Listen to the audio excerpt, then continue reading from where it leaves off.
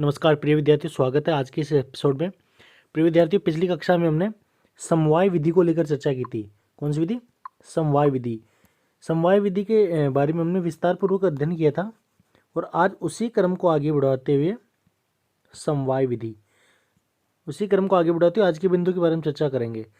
पिछली जो विधि हमने पढ़ी थी उसका अध्ययन किया था, जो थी समवाय विधि, और आज हम चर्चा करने वाले हैं आगमन और निगमन विधि, जो विधियों में सबसे महत्वपूर्ण विधि है।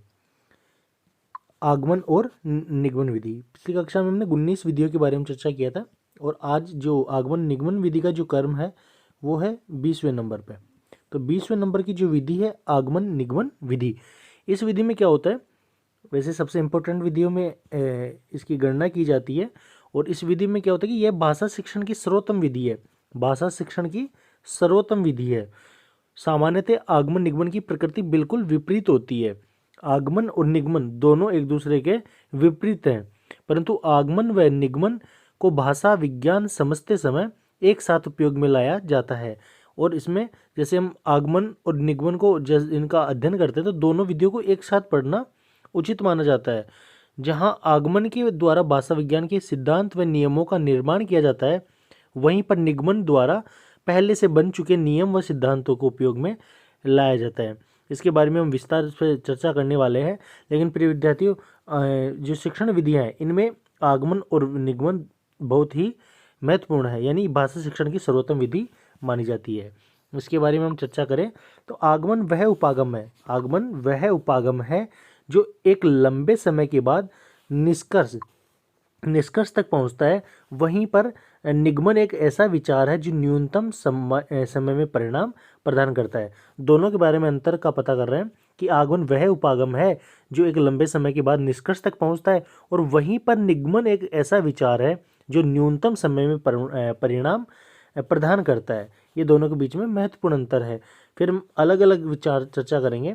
तो आगमन, सबसे पहले हम पढ़ रहे हैं आगमन विधि। जब एक शिक्षक किसी उदाहरण के सहयोग से विषय वस्तु को स्पष्ट करते हुए किसी नियम तक पहुंचता है ना, तो वह सकारात्मक सूत्रों का सहयोग लेता है, जिसे ही हम क्या कहते हैं? आगमन कहते हैं। फिर से समझने की कोशिश करें कि जब एक शिक्षक किसी उदाहरण के सहयोग से विषय वस्तु को स्पष्ट करते हुए किसी नियम तक पहुंचता है, तो वह सकारात्मक सूत्रों का जो सहारा लेता है, सहयोग लेता है, इसे ही हम क्या कह देते हैं? आगमन कहते हैं। और आगमन विधि के जो मुख्य जो उद्देश्य हम कहें या विशेषताएं जो होती है, उनमें महत्वपूर्ण कुछ बिंदु हैं, जिनमें सबसे पहले हम चर्चा करें कि ज्ञात से अज्ञात की ओर। यह विधि ज्ञात से अज्ञात की ओर चलती है। और आगमन विधि में क्या होता है कि विशिष्ट से सामान्य की ओर। पहले जो ज्ञात से अज्ञात से बात करें तो जो अध्यापक होता है वह विद्यार्थियों के सामने ऐसे तथ्य रखता है जो सबसे पहले विद्यार्थियों को उनके बारे में जानकारी हो। फिर धीरे धीरे जानकारी से जोड़ते हुए और अजानकारी यानी अज्ञात की ओर इसमें शिक्षा दी जाती है। उन बिंदुओं के बारे में अध्ययन किया जाता है। इसी प्रकार विशिष्ट से सामान्य की ओर, स्थूल से सूक्ष्म की ओर और विश्लेषण से संश्लेषण की ओर सूत्रों का उपयोग किया जाता है। आगमन भाषा विज्ञान की महत्वपूर्ण विधि है। बहुत ही इंपॉर्टेंट बिंदु है प्रिय विद्यार्थियों। आगमन विधि है ना, भाषा विज्ञान की सबसे महत्वपूर्ण यानी बहुत ही महत्वपूर्ण विधि है। फिर बात करें आगमन विधि के कुछ गुण होते हैं। आगमन विधि के कुछ गुण होते हैं, इन गुणों के बारे में चर्चा करें तो ध्यान से समझना। यह मनोवैज्ञानिक विधि है। स्थायी ज्ञान प्रदान करती है। मनोवैज्ञानिक विधि है और स्थायी ज्ञान प्रदान करती है। मतलब आगमन विधि से जो ज्ञान प्राप्त होता है वो सदैव स्थायी माना जाता है, स्थायी ज्ञान होता है। फिर इसके बाद में बालकों में तर्क व चिंतन का विकास होता है। आगमन विधि से बालकों में जो तर्क और चिंतन है इसका विकास अधिक होता है। समस्या समाधान के गुणों का विकास करती है। कौन सी विधि? आगमन विधि। प्रारंभिक कक्षाओं के बालकों के लिए विशेषकर रुचिकर विधि है। छोटी कक्षाओं के विद्यार्थियों के लिए बहुत ही रुचिकर विधि है। कौन सी? आगमन। आगमन विधि के कुछ दोष भी होते हैं। इनमें से अधिक जो समय है वो अधिक खर्च होता है। सबसे पहला जो बिंदु है, समय अधिक खर्च होता है। पाठ्यक्रम समय पर पूरा नहीं होता। प्रतिभाशाली बालकों एवं उच्च कक्षा के बालकों में निरस्ता पैदा होती है। फिर नंबर 2 पे बात करें तो निगमन विधि। कौन सी विधि आती है? निगमन विधि। निगमन विधि में क्या होता है, जो आगमन और निगमन यानी आगमन के बाद जो विधि है वो है निगमन विधि। निगमन विधि में क्या होता है प्रिय विद्यार्थियों कि जब एक शिक्षक शिक्षण कार्य करते समय पहले से जो स्थापित किसी नियम या सूत्र का उपयोग करते हुए किसी उदाहरण को कम समय में स्पष्ट कर देता है ना, तो वह निगमन उपागम होता है। निगमन के समय नकारात्मक सूत्र प्रभावित रहते हैं। कैसे सूत्र? नकारात्मक। यानी इसमें जो इसके लक्ष्य जो लक्षण जो उद्देश्य है कि ये अज्ञात से ज्ञात की ओर चलती है, जस्ट आगमन का विपरीत होती है, विपरीत होता है। सूक्ष्म से स्थूल की ओर, जैसे आगमन में क्या था कि स्थूल से सूक्ष्म की ओर और ज्ञात से अज्ञात की ओर, लेकिन निगमन में इनका विपरीत है, अज्ञात से ज्ञात की ओर, सूक्ष्म से स्थूल की ओर, सामान्य से विशिष्ट की ओर और संश्लेषण से विश्लेषण की ओर। ये आगमन विधि में मुख्य बिंदु हैं। फिर हम बात करें निगमन विधि। निगमन विधि के गुणों के बारे में, तो निगमन विधि के कुछ गुण होते हैं और कुछ दोष होते हैं।